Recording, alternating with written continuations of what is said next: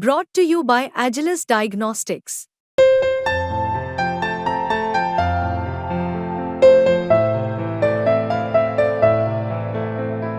Agilus Diagnostics.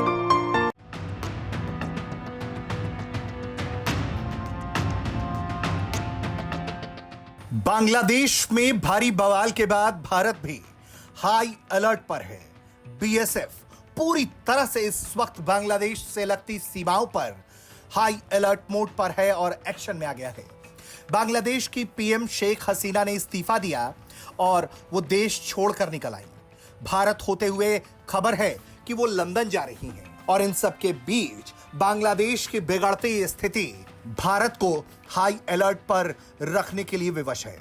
यही वजह है कि बीएसएफ के तमाम जवान इस वक्त बांग्लादेश की सीमा पर उतरे हुए हैं।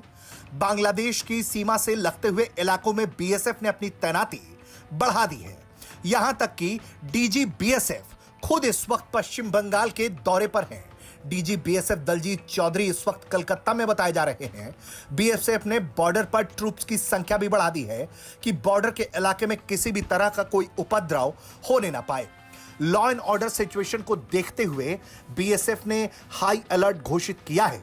जिस तरह की स्थिति है इस वक्त भारत सरकार पूरे बांग्लादेश के हालात को मॉनिटर कर रही है और यह देख रही है कि आने वाले 24 घंटे में क्या हालात बनते हैं। हजारों हजार लोगों की संख्या में इस वक्त बांग्लादेश में भारतीय हिंदू भी हैं और भारतीय नागरिक भी।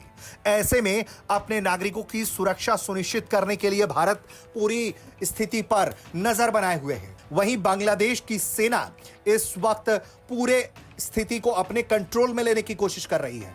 बांग्लादेश की सेना ने ही बांग्लादेश की पीएम का इस्तीफा करवाया और इसके बाद अब बांग्लादेश की सेना ही हर जगह सुरक्षा व्यवस्था की जिम्मेदारी ले रही है। बांग्लादेश में शांति स्थापित हो सके इसके लिए इंटरनेट सेवाओं को फिर से चालू किया गया है। वहीं देखते ही जो गोली मार देने का आदेश था प्रदर्शनकारियों को, उस पर भी रोक लगा दिया है। सेना की तरफ से कहा गया है कि सेना और पुलिस किसी भी प्रदर्शनकारी को गोली ना मारे।